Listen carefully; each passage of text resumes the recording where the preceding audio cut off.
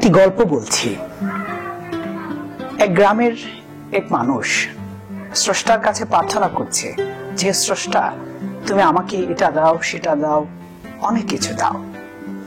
তো স্রষ্টা তাকে বললেন, হ্যাঁ, তোমার দোয়া কবুল করতে পারি, তুমি যা চাও তা দিতে পারে, এক শর্তে, তোমাকে যা দিব তোমার গ্রামবাসীকে দিব তার চেয়ে দ্বিগুণ।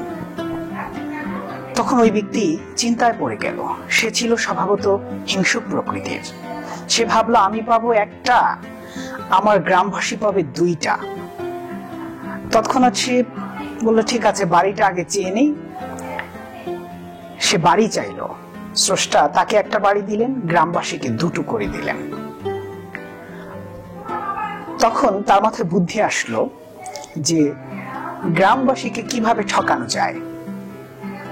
তখন সে স্রষ্টার কাছে বলল যে, স্রষ্টা, আমার একটা চোখ অন্ধ করে দেন। তার চাওয়া অনুযায়ী স্বাভাবিকভাবেই গ্রামবাসীর দুটো চোখ অন্ধ হয়ে যাবে, এটাই ছিল তার চাওয়া।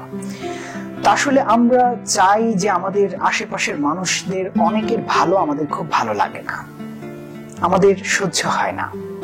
আমরা চাই সে পিছে পড়ে থাক, আমি এগিয়ে যাই। এই যে অনুভূতি, এর থেকে বেরিয়ে আসা জরুরি।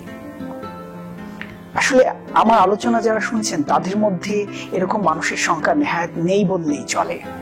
আমার আলোচনার যারা শুনছেন তারা প্রত্যেকেই মহান এবং উঁচু মাপের মানুষ। তাদের মনের মধ্যে কোনো এ ধরনের চিন্তা নেই।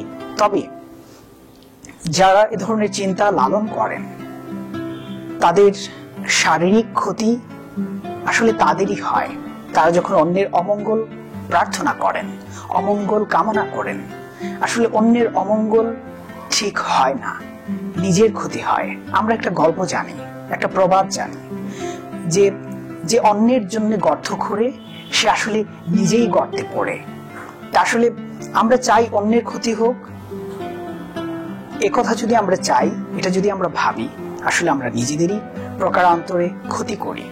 তা আসুন মানবতার কল্যাণে, অন্যের মঙ্গল কামনায় নিজেদের জীবনকে উৎসর্গ করি। ধন্যবাদ সবাইকে।